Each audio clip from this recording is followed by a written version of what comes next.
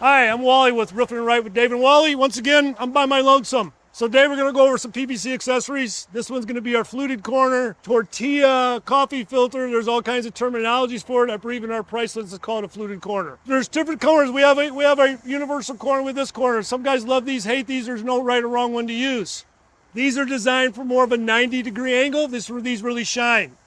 Where these really come into play is if you have any deck deflection, any curb. We all know every roof is not perfectly square. When you start going curbs or flashings, you may have a deflection in there. It could be you're going over a mod bit roof. There's a piece of can strip in there. If you try and use one of these, it's not going to really turn out good for you. That's where these kind of shine. You can use these on the 90. I will not lie to you. These are a little more challenging to do. So you always drive fit something, see how it's going to fit. Ideally, if this is welded correctly, it should all lay flat. Again, where we're going to find our most voids are these angle changes. So that's kind of the area I'm going to attack first. I kind of want to get it centered. I don't want it like that. It's not going to look very good. And what I like to do is just give a little tack right here so it doesn't move on me. Now this is unreinforced membrane versus reinforced. It's not going to take that much heat. So I'm going to turn my gun down just a little bit.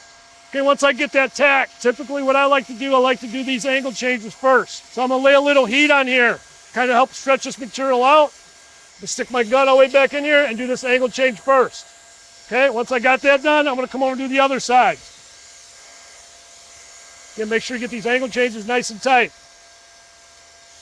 All right, I'm going to hold this up. We're going to work this flat out.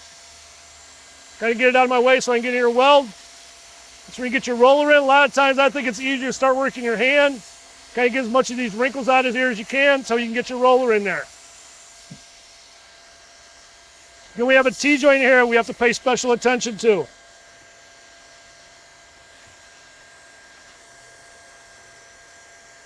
Thing about these, once you start to get a wrinkle in, you got to work that wrinkle out quick. Okay, now the flat's done, I'm going to kind of concentrate on the verticals here. Again, I want to make sure these are nice and tight. I don't want any bare bubbles in there, because again, this curb's going to move independently of the roof. Doesn't matter if it's glued or nailed, what have you, and you don't want any air pockets in there. So I get my gun down here as far as I can, try and work some of these wrinkles out. So you have a seam right here. I have a T-joint here I want to pay special attention to.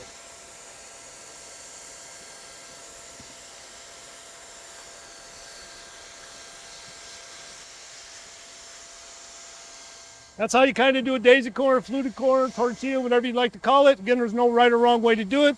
At the end of the day, we don't have any leak issues. That's what we're looking for. Feel free to check out our other videos at gaf.com/roofingItRight.